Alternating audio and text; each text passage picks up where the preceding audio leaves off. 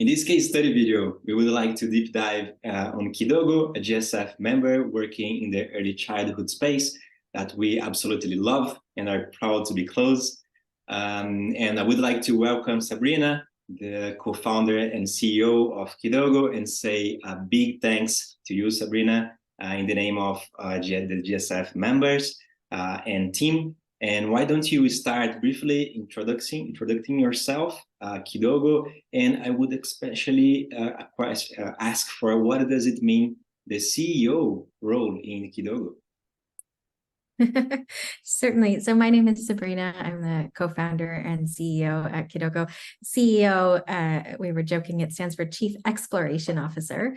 And we work in the early childhood space. We work with kids, and playfulness is one of our values. And we've taken that into every part of the way that the organization operates, including in its culture and its fun titles. But Kidogo exists to ensure that young kids can thrive when their parents go to work. We use a social franchising model that equips women in the community, who we call our mamapreneurs, with all of the skills and tools needed to run their own profitable childcare micro businesses. We've been doing this work for almost 10 years and have evolved into the largest childcare network in Kenya. That's awesome. Thanks for that. Sabrina, I would like to start with the mamapreneurs. Mamapreneurs, yeah. Thank you. And I would like to start with that. We are going to cover some topics on our DVF framework. So it's standing for desirability, feasibility, and viability. So basically, it is a framework that we look to our organizations in terms of understanding the scale readiness and helping us to reflect about the priority areas to work on. So, I mean, starting from the desirability part, why did you choose the distribution model through franchising, through the mamapreneurs in the first place? And what learnings can you share from that experience with us? The social franchising model came almost as soon as we had found the problem. What we found was hundreds, and now what we know are thousands of these informal daycare arrangements that are taking place out of someone's home or a rented space or a nearby school. And the problem was quality. So demand was there. Parents needed childcare in order to be able to work, and they needed it because they didn't have family support, like grandmothers who tended to still reside in the rural areas. We work in very much an urban, low-income population. And they needed childcare in order to go to work, and they needed to work because they needed to put food on the table. And all of these mom and pop type childcare centers were emerging, and they were over capacity because demand was there and supply was there, but the problem was quality. And when you think about a franchising model, the thing that is consistent is the quality experience. No matter where you go, if you think about a McDonald's, no matter what McDonald's you go to around the world, there is a level of quality that you expect and a similar type of experience that you expect.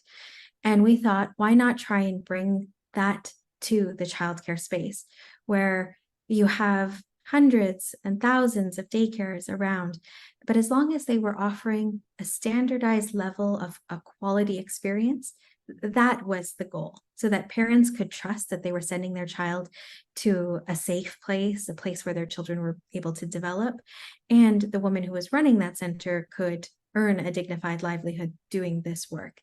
And so the problem itself lended itself to a franchising approach. But the other benefits of why we leaned into this was I think we had seen so many organizations, not only in the early childhood space, but in the NGO realm, where it's all about training. You train, you train, you train. How much do we actually remember from trainings that we went to, from university that we went to? Not that much. It's really about an ongoing relationship, ongoing coaching and mentorship and quality assurance that is embedded into a franchising model. It continues this relationship between the franchisor and the franchisee. And that was something that we liked, because we didn't want to scale up something that didn't have quality. And one of the ways to ensure quality is to have this ongoing touch point.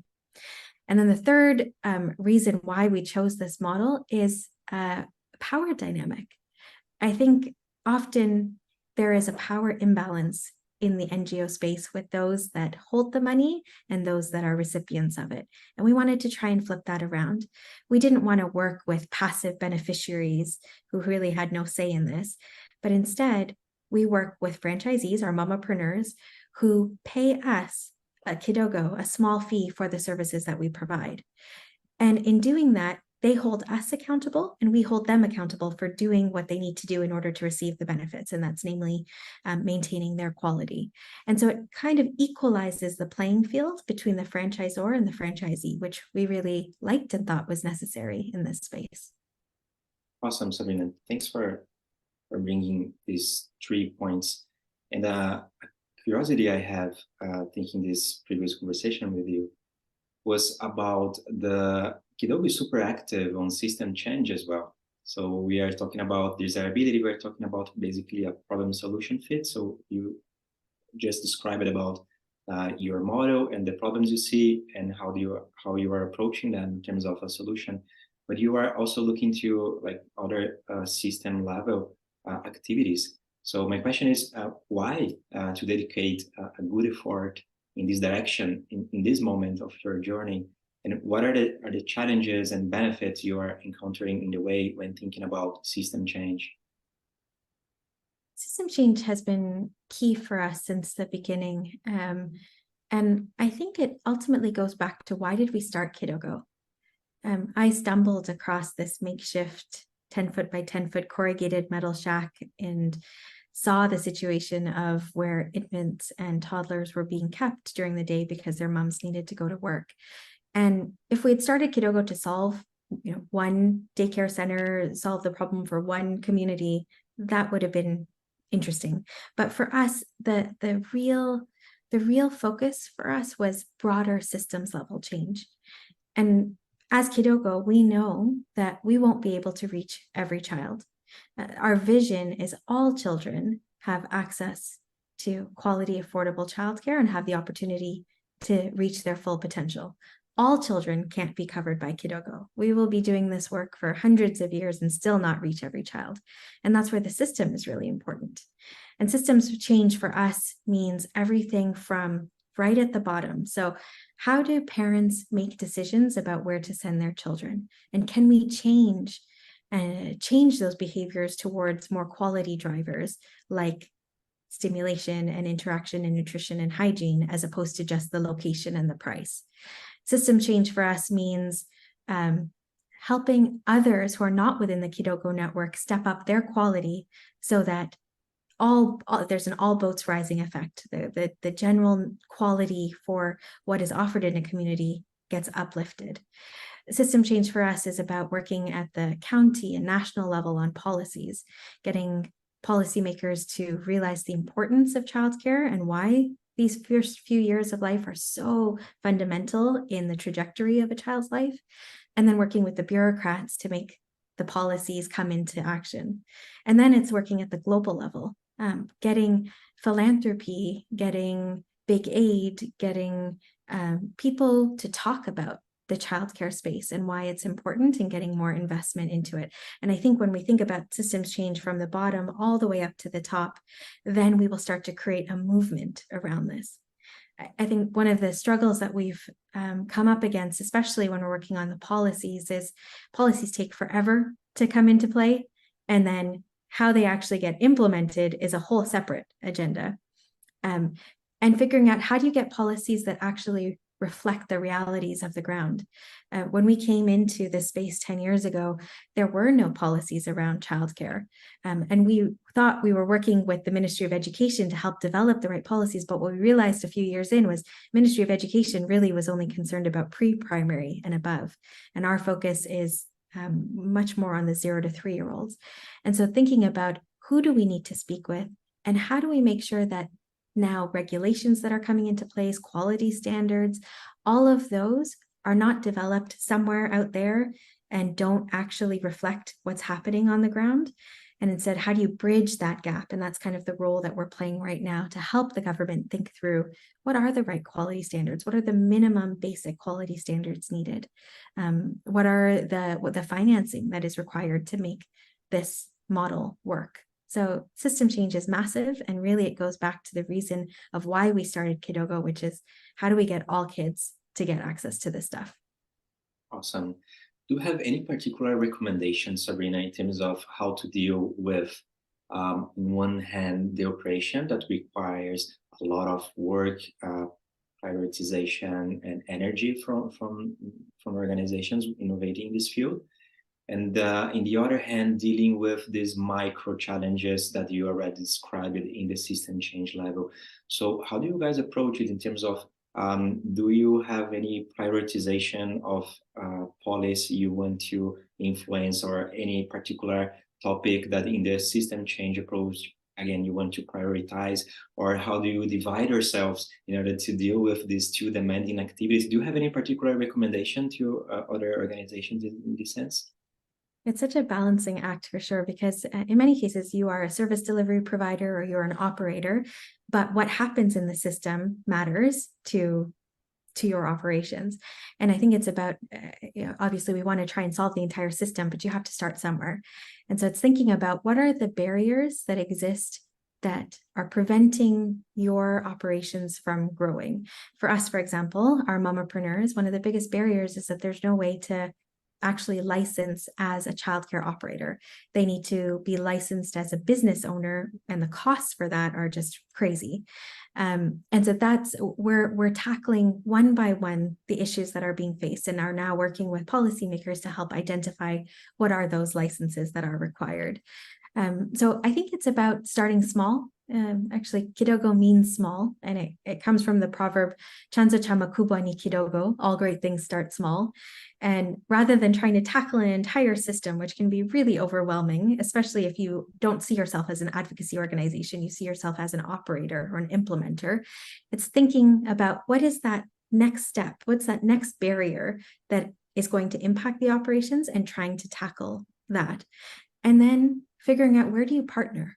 Where do you partner with organizations that do this for a living, where advocacy work and working with the government is their bread and butter? Because a lot of the time, you can make a difference as an organization, but often that difference happens faster and more efficiently when you're working as part of a coalition or a partnership of different organizations. And so where are there opportunities to come together? Because perhaps government will listen more when you're not just one organization working with a couple hundred or thousand beneficiaries, but how do you bring everyone to the table where your voice then is a lot bigger? That is a super clear and useful tip. So thanks for that, for this clarity. I would like to move to our second topic, which is feasibility. So we are talking about here in terms of how do we converge this problem solution approach that we described on desirability to our mechanisms of change, or better, to our mechanisms of operation, indeed. So the first question here is, can you describe a bit how you approach data in the decision-making of Kidogo? And I mean here, how do you gather data from the operation, how to create this data-informed decision-making culture inside, and lastly, how to balance this kind of approach of data coming from large studies in the long period, and super short data coming from the operations. So do you have any recommendations here in this the data topic? I think first and foremost is valuing the role that data plays. Data is so critical at every stage of your operation, when you're still in the ideation phase, when you've just started, when you're scaling. It plays different roles, and it has different purposes. There's obviously the external stuff that is for donor reporting and for sharing your impact, but there's also the internal stuff, which I don't think is often talked about as much, which is the data that's used for decision-making internally to drive your program and get it better and simpler and cheaper and ready to scale. I think it starts with understanding what are the key indicators that you need to be tracking. And there is certainly a tendency, and we certainly fell into this as well, which is collecting everything because we thought everything was important. And when you're collecting everything and not doing any one thing in a particularly strong way, then it doesn't really help at all. So what are the few indicators that really matter? When you dream about the vision of your organization, what does success look like, and how will you know you've gotten there? And that's what you want to try and measure. And early childhood development is one of those interesting places where the true gains of the work that we do won't be seen for 15 to 20 years until these kids are older. But what are the proxy measures that you can use? It's very much mapping your theory of change and figuring out what are the indicators that matter the most, making sure you've got good data flows, making sure that you've got a way, digitizing, for example, rather than using paper and pen, any way that will get data from where it's being collected to analyzing to actually seeing it and knowing what to do with it. As soon as you can make that process as efficient as possible, then you've got some fun things to do with it. I think the monitoring and evaluation team within a company needs to be right at have a seat at the table with the programs team, because everything should be flowing together. Right now, we've got a dashboard that collects information, and we're able to see it in a real-time basis. And every week at our managers meeting, the first agenda item is looking at the dashboard and seeing what we're learning from it. So that's key. Ultimately, though, I really think that entrepreneurship and trying to make an impact in this world often starts with a question. For us at Kidogo, more than 10 years ago, that question was, how might we provide a higher quality childcare option at roughly the same price point that moms are already paying, about $1 per day? And that's the question that still drives us today. And having a strong learning agenda where you're trying to answer the questions that matter to get you to that scale that you want to see. Maybe it's a question on cost. How do we bring down the cost of this? Maybe it's a question on quality. What is the good enough quality that's worthwhile scaling? So having a strong learning agenda and then having the data that feeds into that learning agenda, where you can test internally very quickly through A/B testing what's getting you closer to answering those questions, and then eventually the more rigorous external data so that you can prove it out without a doubt that you're having an impact. We ran into a mistake early on, which is we did an external data study within the first 2 years of Kidogo starting, and it was just too early.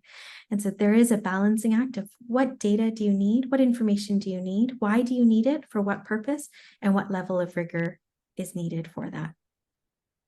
That is super interesting, Sabrina, and we are facing the same challenge with some organizations. We are trying to help in this sense, in order of moving from a data culture, which is based on reports, and so just the final outcome from a long study or some long period study, to a more learning culture and trying to get this short-term data from the operation side in order to iterate quickly, right? So yeah, and data, it doesn't need to be reporting. I mean, there is a part of it that is reporting, but ultimately data is about curiosity. It's like, what you're doing something, you've been doing it for a couple of years, you've got this big vision of where you want it to go. Well, what are you learning from what you're seeing, and how is that going to inform the next program refinement? I think sometimes, I know I was a bit naive when we started, which was, okay, we've got this idea, we've figured it out, we've researched it, and there is certainly a part about data paralysis, which is you just don't know, you've got so much data and you don't know what to do with it. So how do you take that leap to actually start something? But then how do you take what you have, and rather than feel like, okay, it needs to be perfect and then you're going to scale is a journey. The problems change as you get bigger and as you move into new markets and as you see the impact of your work years later. And so data ultimately is about just being really curious and excited about what you're seeing and using that as the next phase for your development as an organization. And although your challenge starts to change, you can bring the same culture and the same curiosity to this new phase, right? So yeah. Love to hear that. Thanks for that. Moving to this space in terms of reaching new standards of scale or exploring your scale model. So what are your reflections about the current distribution model of Kidogo, so through mamapreneurs, and how are you planning to reach other levels of scale? So we already talked about the system change um, approach that you guys have, but is there any other approaches you are trying to achieve in this operation, in your operation model, another standards, another levels of scale? We're focused a lot on our core model right now, and it is always this journey of making it better. We use the Mulago framework quite a bit, which is how do you get the model to be good enough, cheap enough, simple enough, and big enough. And we've got questions around each of those of how we get this to be even more scalable. We've been doubling almost every year, and now have a network. Just a couple of years ago, we had a network of 47 daycares. We now have over 1,000. And we've got something that is working and is expanding quite quickly. But as we're seeing the market grow, we know that we will be at 100,000 kids in the next couple of years, and yet that doesn't feel big enough anymore.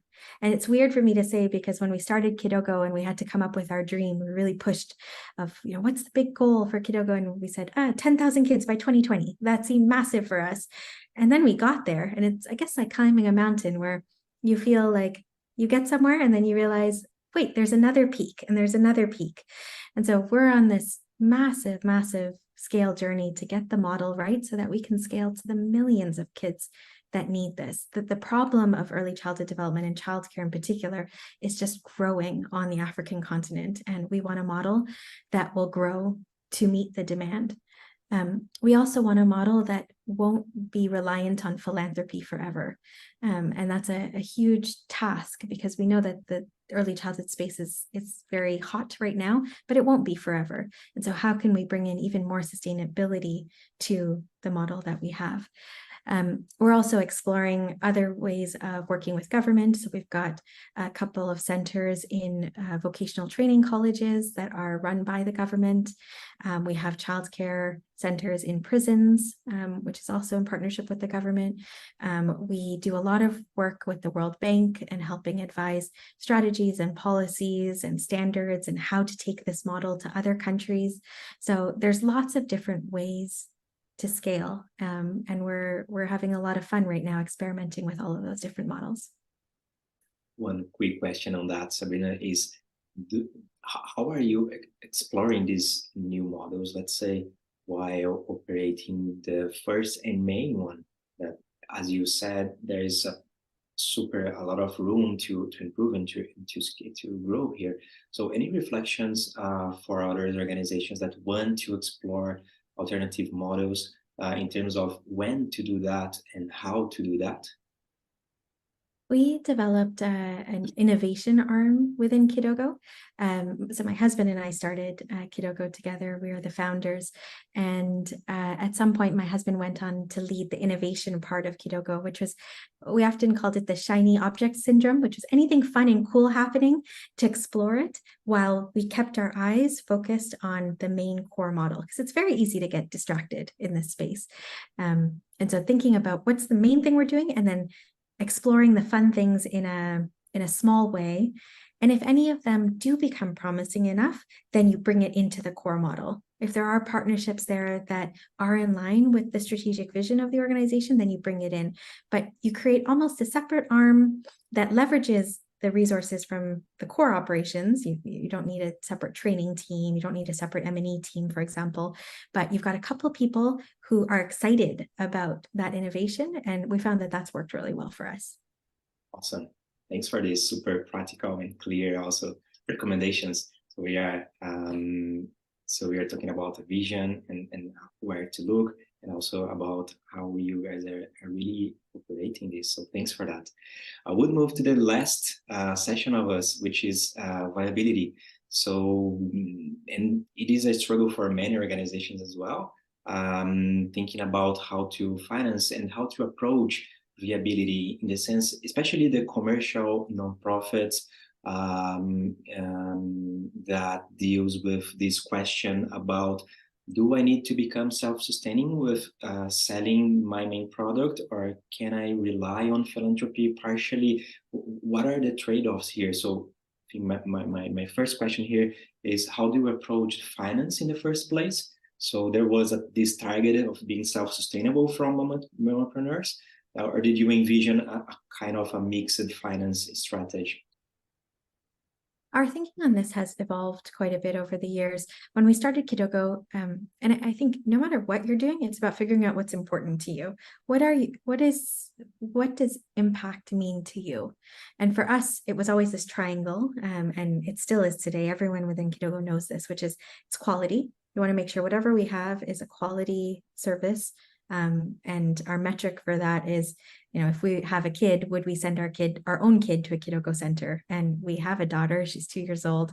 I take her to Kidogo whenever I'm there. And the other day, actually, it was wonderful. She sat on my lap. She was with this mamapreneur. She was playing with these kids and with local materials. And she turned to me and she said, "Mommy, this is my school." And I was so happy because it's like, she doesn't know any better. She doesn't know that this is an informal settlement, and she's so happy here. So quality is a big focus.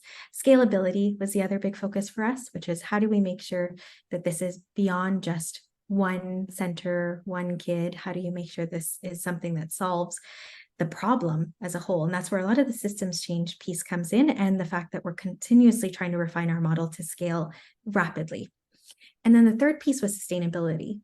And we initially wanted an organization that was never reliant on donor funding. We saw ourselves as a for-profit. I think when we got into this space, we realized, though, that the customer segment that we were serving, there's no way that they would be able to pay the full cost of what it costs to deliver this, that we would be a break-even or even profitable organization. And so we switched to become a nonprofit. There was a world where if we wanted to, we could have gone slightly up market, just to the lower middle income market, which also has a need for childcare. But that didn't align with why we started Kidogo. So we stuck at the current market, which is very low income populations, and have found a way to reduce our donor subsidy, relying on philanthropy, to as little as possible. But the key thing for us was ensuring that the mamapreneurs themselves ran profitable childcare micro businesses, such that if Kidogo were to never get another grant again, we would shut down, but the centers would continue to exist. We didn't want one of those models that, a well-intentioned NGO comes in and then it makes some change, and then as soon as donor funding runs out, they close up shop, and often the community ends up worse off than before that NGO came in. And I'm so happy to say that every single childcare center in our network is profitable. They are actually earning more than 2 times in revenue than what they were making prior to Kidogo. And that's as a result of the better business practices that we install and their increase in enrollment as a result of better quality. Now, in this next phase of our growth, we're trying to figure out a way to ultimately get government subsidies so that we can reduce the reliance on philanthropy and build this into the government's budget. We fundamentally believe that childcare is a public good and needs investment from the government. And philanthropy is there right now to help us innovate, to help us figure out the model, but at some point they will move on to other issues. And that is our next phase, which is how do we get government to subsidize childcare and eventually get our mamapreneurs to pay enough of a membership fee back to Kidogo that we can self-sustain ourselves. That's awesome. Thanks for that, Sabrina. So interesting to see in the financial reflection this the mamapreneurs finance and balance sheets, let's say, it is a super important unit economics for you, right? So this is how the model so self-sustain itself and guarantee, let's say, the scalability of it. Super interesting. The unit economics is absolutely key. And I don't think we all do enough of a good enough job at this at the beginning to understand what does this model actually cost and who's going to pay for it at scale. That needs to be part of the very early conversations of figuring out what you're going to scale. Thanks for that. Let's do 2 quick questions just to close. So I can see Kidogo right now with a lot of awesome projects and trajectory of 10 years, validating one model, scaling it, exploring other ones, having an innovation team, exploring other possibilities of funding as well. So I would like to ask you, how can you see how can you see the focus and priorities of the organization changing over time? So we are talking about organizations more old or super early, taking their DVF assessments and understanding their scale readiness to prioritize actions. So one thing that we constantly say is not, don't try to do everything at once, right? So try to prioritize what is your next step. So can you see this changing of priorities and focus of the organization over time? Can you give us a glimpse of it to understand the trajectory of Kidogo? Yeah, it absolutely. It's when you start, it's about product market fit. How do you make sure that what you actually are offering is meeting a demand in the market? And then how do you make sure the costs are going to work out? And then how do you make sure that it's having the impact that you hope to have? And then at some point, when you've got something going, then it's about proving that it's actually with something more rigorous, a more rigorous study. And then it's about actually building the organization itself. A lot of the focus, especially as a CEO, when you're initially involved, rolled up your sleeves right in there, doing all of the basic stuff with the operations. And then at some point, it's about building the organization, hiring the right team, making sure you've got the right practices and policies in place, making sure you're building a culture that is continuously learning. So the focus does change, but you're juggling in any given moment, you're juggling a bajillion different things. And I love that advice, which is what's the next step? What's the thing that you need to solve for next? And that's why I go back to the learning agenda, which is what is the question that you have that's going to unlock the next piece to get you? It's almost like a video game. What do you need to solve for that will get you to the next level? And then at that point in time, what's the big question that you need to solve for? And focusing your energy in that way on maybe it is the costing part, maybe it is the impact piece, maybe it's about building the team piece, but just staying laser focused on what is that question you're trying to answer that will get you to the next phase, ultimately leading to this massive vision that you have. That was a wonderful advice, Sabrina, and you have encapsulated my last question in this answer as well. So thanks for that. And yeah, we arrived at the end of our case study today. And I would like to thank you a lot, Sabrina, for joining us in this episode. And for the people who are listening, if you haven't taken the DVF assessment yet that we are describing here, we strongly recommend it. So it can help you having this holistic view of your scale readiness and better reflect about what Sabrina was just telling us in terms of prioritizing your next steps. Understanding your overall narrative, your overall strategy, but then focusing what is the short term and next challenge. So Global Schools Forum is with you in your journey to scale. For additional strategy tools and inspiring case studies like this, like Kidogo, please visit the Scale Toolkit website and stay tuned and see you on the journey. So Sabrina, again, super thanks for being here. Thank you.